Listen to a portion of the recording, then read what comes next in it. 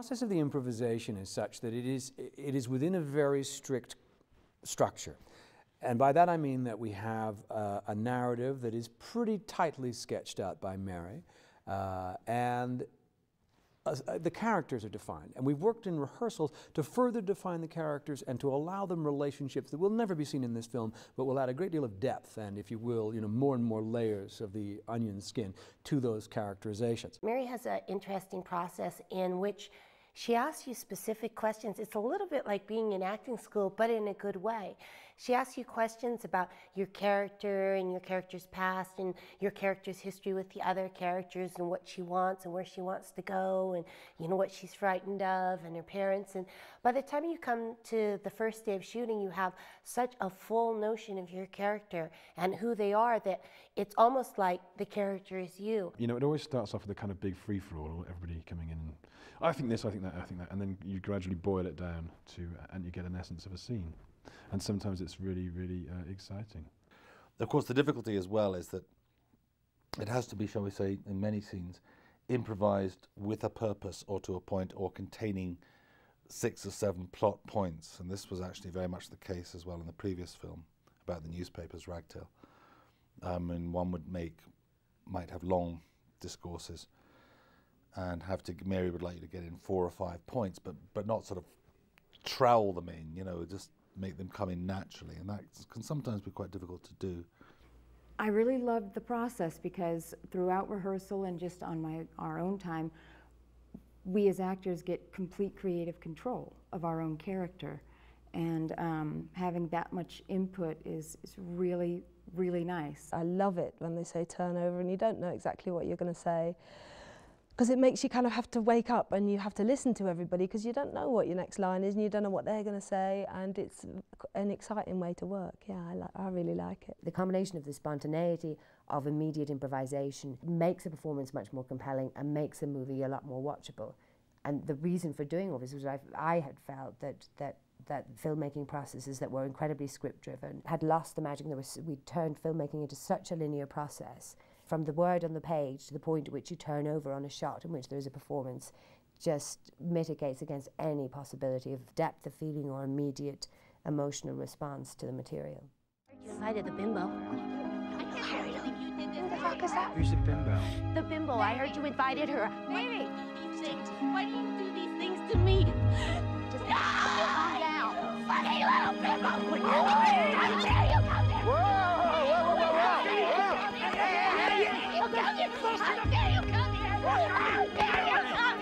For the teamwork, for the togetherness, Yeah, that looked really together. What are you doing? I do not need that. No, she's a visitor. She's Mark's wife. What are you doing? He's very fond of her. The really lovely thing about this process is that you are entirely mutually reliant. You can't just go on and be the star or be the most important person in the scene or think I'm not going to do anything.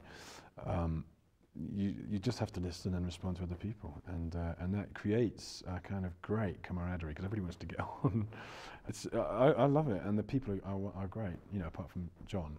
I'm the most popular member of the cast, I just want you to know that.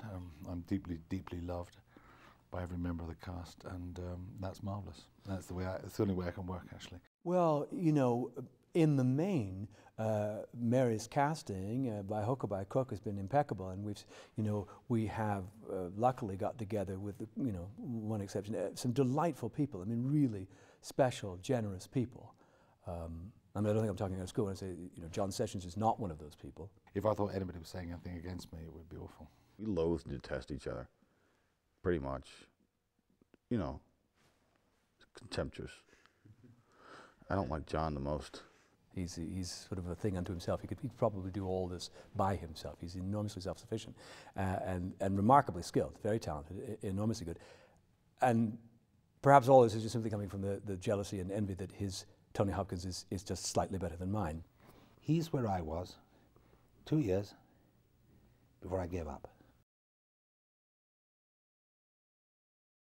I think that therapy in general, in this country, in the United States anyway, is so, it's just such a commonplace thing for so many people.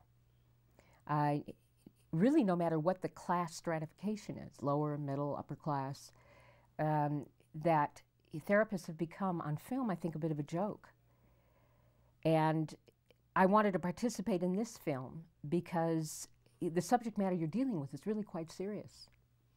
And a lot of men and women face these issues about disrupted relationship and addiction, which pays absolute hell on families. And I'm grateful that you made me feel special, and you made me feel beautiful.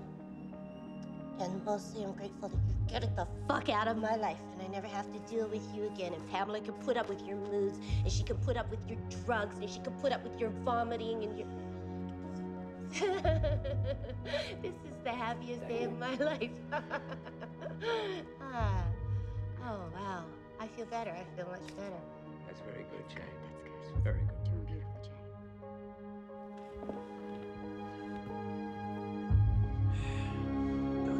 Fuck off.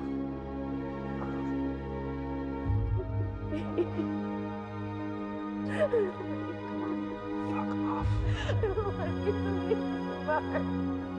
I need you hard. Come on, man, I'm here. Please don't leave me. I need you.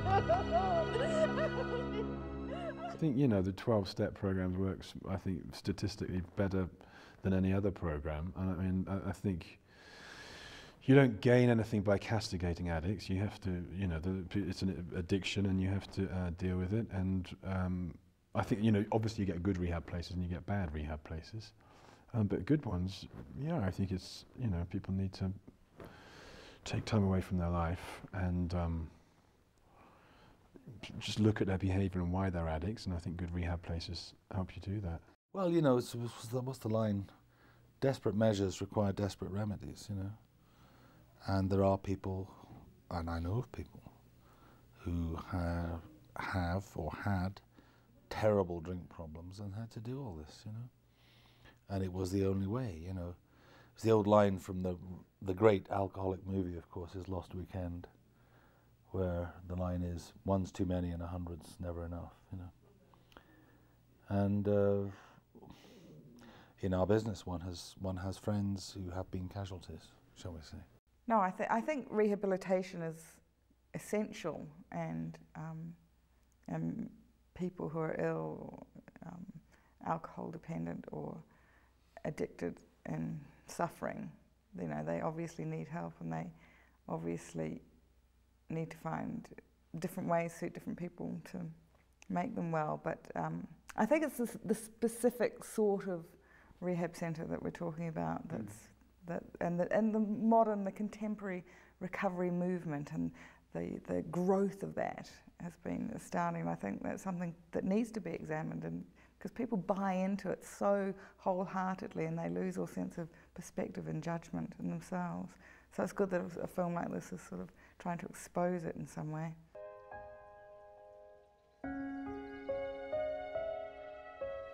I'm sorry, I really needed a cigarette.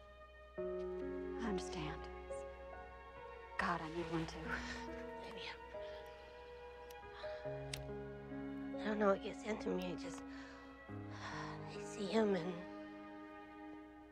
I just want to kill him.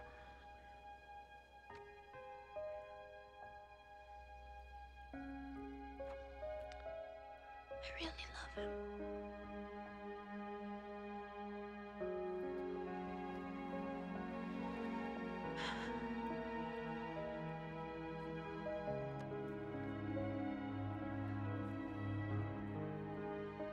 I don't think I can live without him.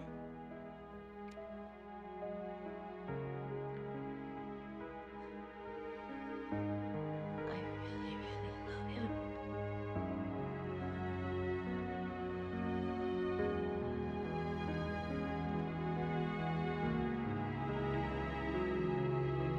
I think the point that Mary is probably trying to make is everybody is struggling with their own humanity, and sometimes the ways that they try to approach that might look a little bit ridiculous to the outsider, but you know, it's all part of the process. We're all human.